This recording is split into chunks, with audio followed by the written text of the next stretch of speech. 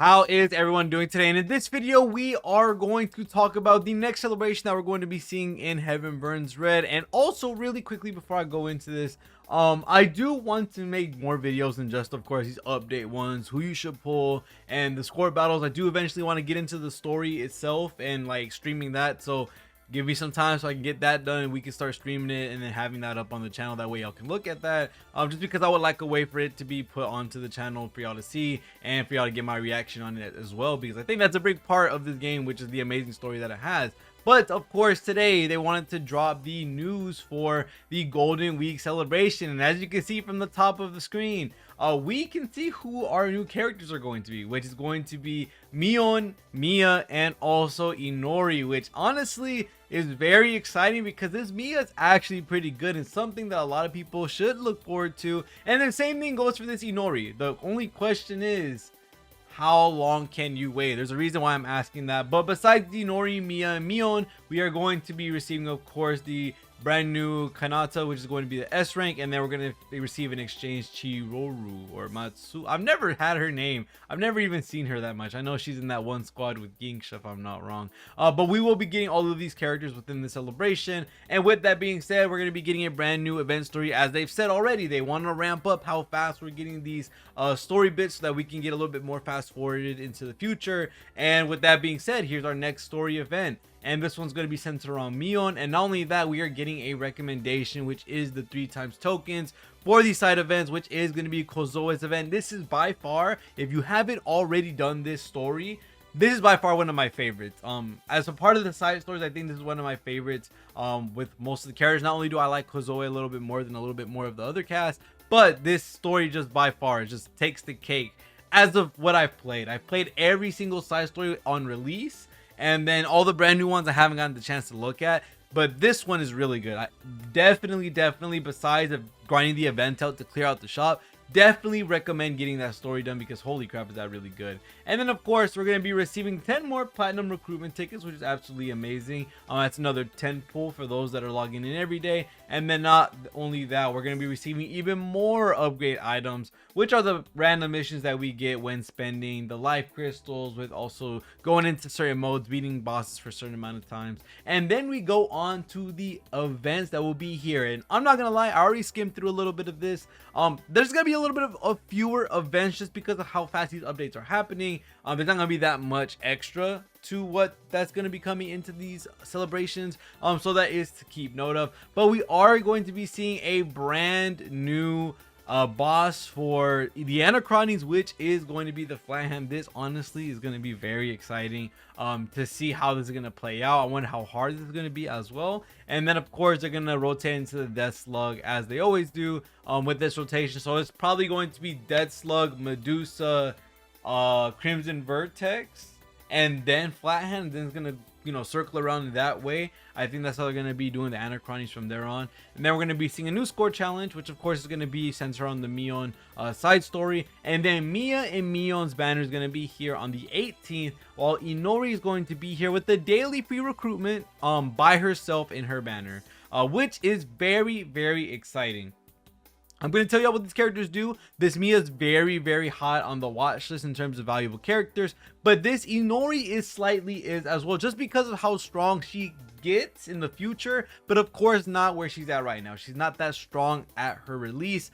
She really needs the buff from her tower upgrades, and we sadly, I don't think, have any of those tower upgrades for quite some time into the future, where a lot of these really weirdish units, when it comes to their value, get super duper strong, and we're just gonna have to wait a little while for that. And then we're gonna be receiving an ice type recruitment, not necessarily a banner you want to look at. But to talk about Miya, Mion, and Inori, Miya is going to be a very nice general debuffer.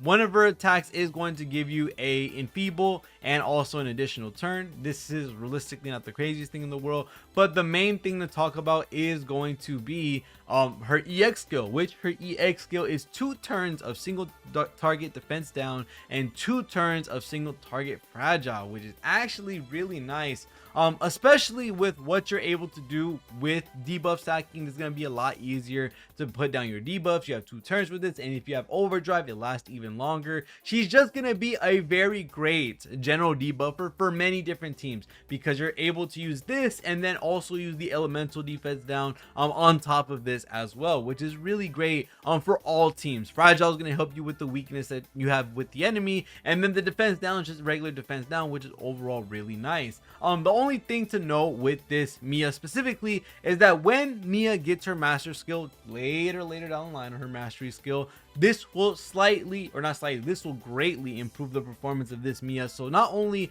is she strong on release, but she's also even stronger later down the line, which will buff up future Miyas, which is actually really fun to know. And not only that, alongside her banner, you are going to be seeing Mion. Mion, in all honesty, isn't the craziest. She has a lot of SP towards her in regards to what she is going to provide. She does have self recovery, so she's able to give herself some healing back, but then her EX skill is going to allow the whole party to get it, and then also they're going to be receiving a overheal of 150%, which is actually pretty big for the heal that she's going to be able to provide. So she is going to be a nice character to pick up alongside Miya, but of course, if you are pulling, you just specifically want to go for this Miya. But other than that, with this banner, this character is just an overall really good general unit when it comes to all that she's able to provide with this EX skill, which is the 2 turns single target defense down and single target fragile. Now, is she a must pull? No. I would like to preface that before I go on and saying that she's a good unit. Yes, she is a good unit, but is she a must pull? Like, you need to have this character? Not necessarily. Remember, all these characters in these platinum banners, or these platinum ticket banners, or however you want to phrase it, all these characters can be pulled off rate on any banner. Any banner that comes out in the future, once their banner is gone, they're allowed to be picked up, which is something that you really want to make sure that is apparent in your mind, that if you don't need this character now, is a more likely chance that you may pick them up in the future off of off-rate pulls, or you might get lucky. Now, there are some cases where you just never get the character, like you just get really unlucky, you never find that character that you're trying to snipe, and this is just the best general time to pick her up. But if you don't necessarily need a character that's able to give defense down and fragile at the same time, because we have many other characters that will be coming in the future, like Aina, we have other characters in the future coming out like the Isuzu, if I'm not wrong, or the Minori, the green hair girl from the Oshima family. I forget the name. I am so sorry. But there's so many different characters that are going to come out in the future that are really good general debuffers, that realistically, if you already have your set team, then you don't need more debuffers.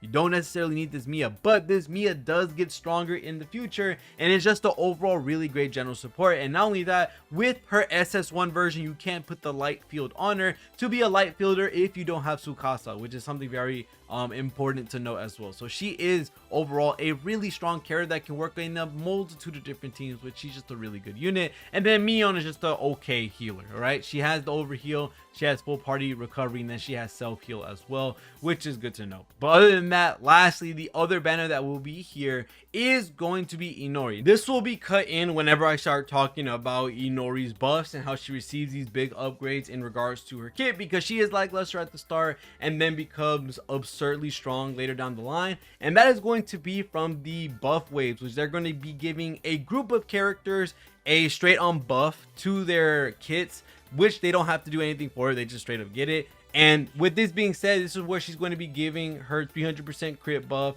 They're going to be receiving the changes to their kit in regards to the wording, lowered SP cost, and of course the LB0 skill that she's going to have alongside these buffs. But this doesn't come until Swimsuit Megumi comes out, which is way later down the line, and this is when they're going to start giving these groups of characters their buffs. So you don't have to do a tower upgrade or anything. You don't have to do anything in regards to grabbing something to upgrade their kit. You just straight up get those buffs. But I'm gonna leave it at that. Let President Me, or whatever video version of me, talk about the rest of Inori's kit and all that different type of stuff.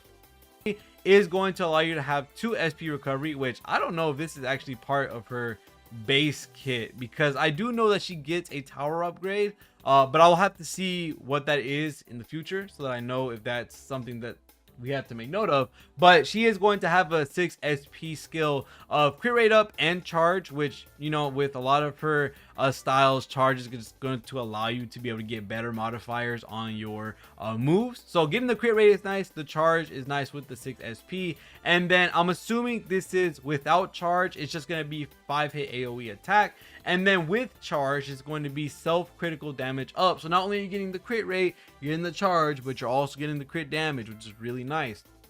Not only that, she's going to have the HP dealt plus 50%, so what is over here without the charge, but then she's also going to deal 400% weakness damage regardless of attribute, resistances, guaranteed crit attack. Okay, this seems like whatever the tower upgrade might be, which I'm gonna pause the video, give me 1 second, and I'll skip forward in time to when we're talking about her tower upgrade, so I know what I'm giving y'all exactly.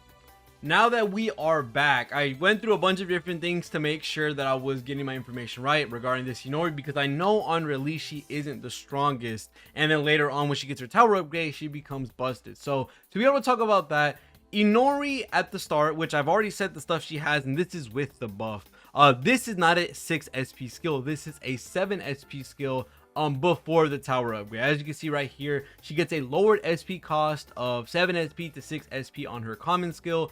This is of course from Tojo Files, so the go as always. And of course this will be 7 SP on release. It will still have the same buffs with the charge and crit rate up, which is really good. But the main thing to look at as well is that I think, if I'm not wrong, this 300% pierce crit when having charge is going to be the tower upgrade. So she will not have this on release. She will not have this deals 400% buff on the if you have charge and is guaranteed to crit. So I think this is something that will be coming with the tower upgrade, and this is why I can see why she's a little bit lackluster at the start, or she's somebody that is not the best to have on release. But if you eventually get her and she gets her tower upgrade, she's god tier. I know she's the best AoE attacker on Heaven Burns Red JP because of how good this is. 400% weakness damage regardless of attribute resistances, absolutely insane in regards to what that can do for your account. But you won't be having this at the start of her release.